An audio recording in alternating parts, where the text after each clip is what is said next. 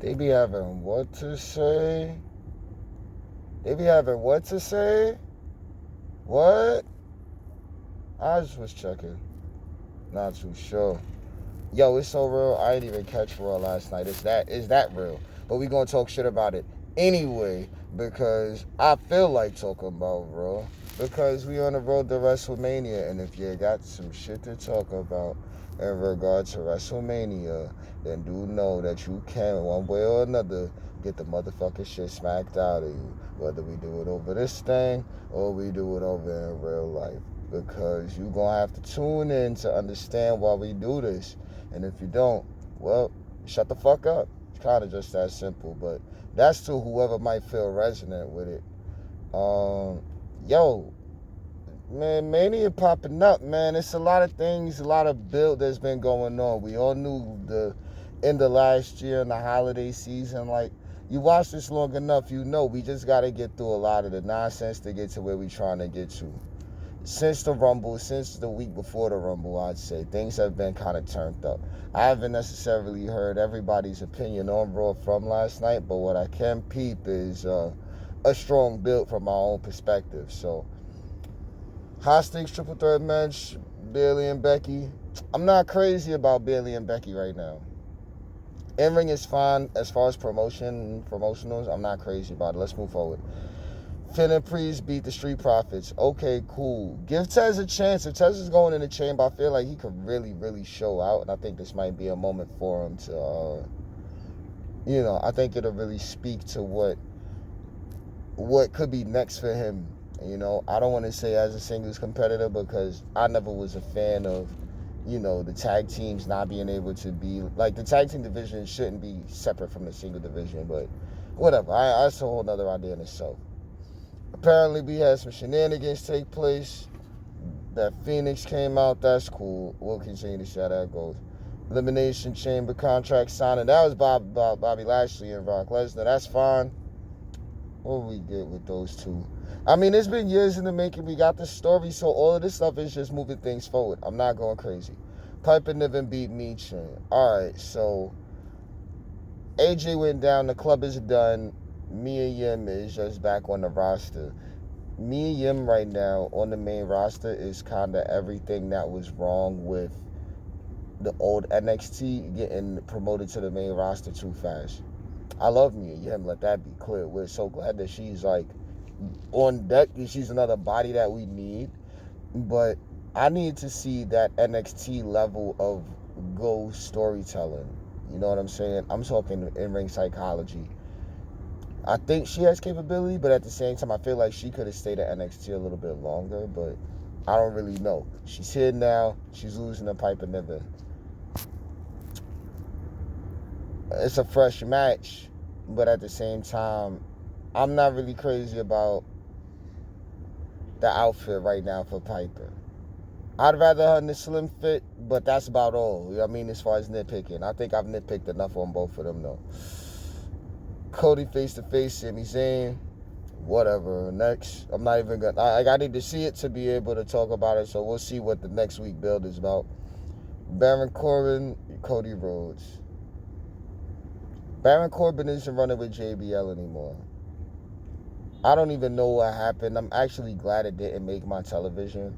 Baron Corbin is antiquated, and I like him, but at this point, one of the character revamps has to actually stick. I'm seeing them with the attempted compound on like Money Corbin, but I'm not feeling it. Heat Magnet Corbin, now it's go away heat. This was a mismanagement of the heat that he had. And now who's he fighting? He's taking on Cody. Like they feeded him to Cody so Cody could look strong.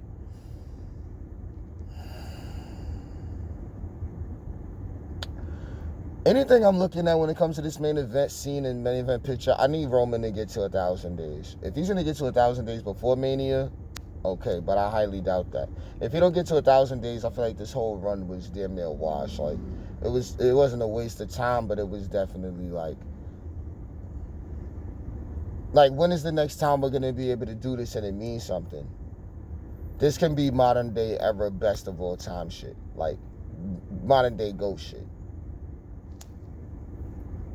This is the only reason I'm interested in Mania. I know Roman might, lose the championships or whatever, but at the end of the day,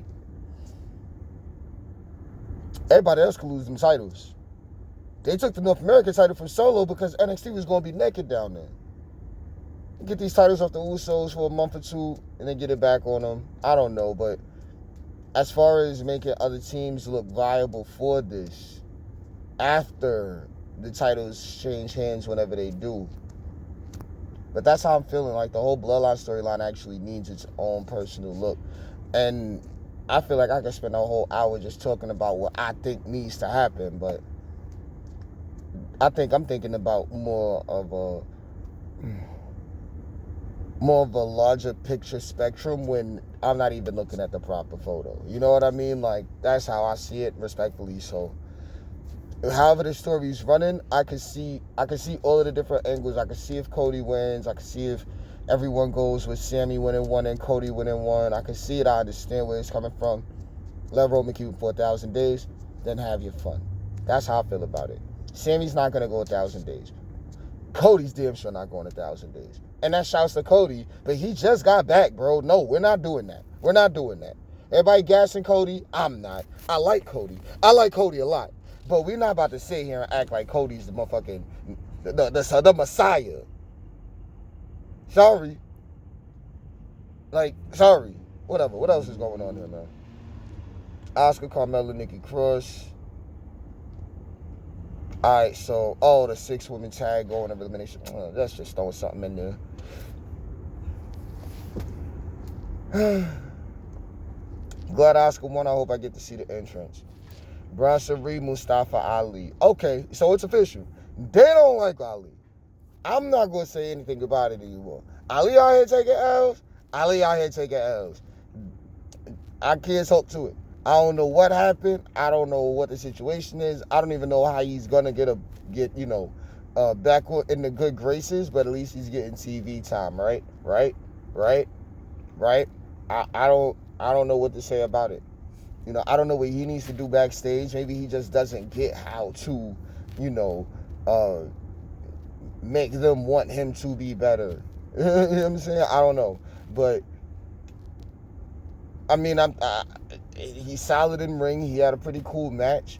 I think when he gets mad, his promos are solid, but he just keeps getting thrown around like a nobody. So I'm going to have to be off that. Bronson Reed is kind of looking like he's in the same boat with me. I don't know if the people are taking to him or not, but so far as my couple of weeks seeing him on television, when I got the chance to see him, man, I'd rather Ali. So for Reed to catch a win over Son, it's like, I don't know. But that's just me somewhat nitpicking. They're both great, I'm sure. Like, Ali's great from 205. Bronson Reed is great from, what is that shit? What was he doing? On NXT. And then he went out and did his own thing for a minute. So, man.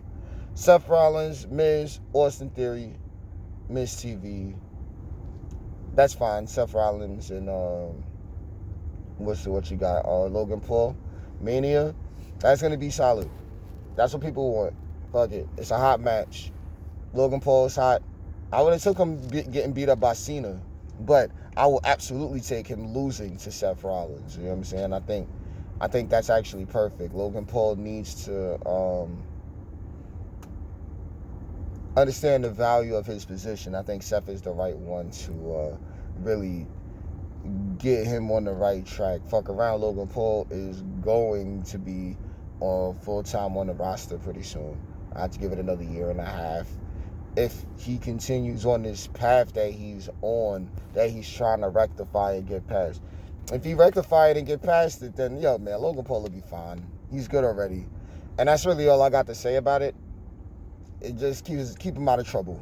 You know what I'm saying? That's all I got. Keep him out of trouble. Rick Boogs, The Miz. Man, what a rough moment for Rick Boogs with that injury, yo. And I think that was a Mania, not Mania, that might have been Mania last year. Either that or the Rumble, Mania pre-show, kickoff, one of those. Now he's back, in ring, taking on Miz. Safe match. Miz is safe, but I'm not coming down on Miz at all. especially now with this one. Like now we see, this is another example of the value of Miz's position. No disrespect to the Miz, because he's transcended that part. Boog's doing it, 3-hour show, passing the time by. I would say the stories just need a little bit more. You gotta hit the spice rack with these stories. That's what I got for it. You know, like get some sriracha on those. Just as far as the 3-hour show goes, like if you know you just trying to pass the time with these angles, nah. Every one of them got to be something that's gonna be like character building, like the memorable shit down the line. Like every single segment needs to be video package worthy, and I'm talking popping video package worthy, even if it's just a throwaway segment. Because the superstar is not a throwaway superstar, unless you want us to think about him like a throwaway superstar like Ali or something. You see, bro. That's how you put it out there. Not just, oh, he's a loser, they don't care about him. Like, all right, he may be losing, but I mean, at least TV time, I think that's the regular. It's just like, nah, we all see that they want him to be a loser. So now, I'd request to learn why they want Ali to continue losing on television. There are plenty of other people winning on television. Right now, clearly the attention isn't on Ali losing, but I'm peeping it now. So, what are we doing? Becky, Bayley, and Bianca, triple threat. Bianca won. I think that was good for Bianca. She's gone through a lot of meh in the past couple of months. Leading into the Chamber, I think it's a big, strong champion move for Bianca to have that. And there's a spot that's open, and Bianca taking it. I don't like how she had to get to that spot, but if there was anybody that was going to get to that spot, we all believed it would be Bianca Belair. Like, not necessarily the fourth horsewoman, but maybe, just maybe, that fifth element that the horsewomen were looking for. So with that was Raw. If you got something to say about that shit, I got 2 words for you. It ain't what you want to hear. It ain't what you thinking. So, yeah, man, subscribe.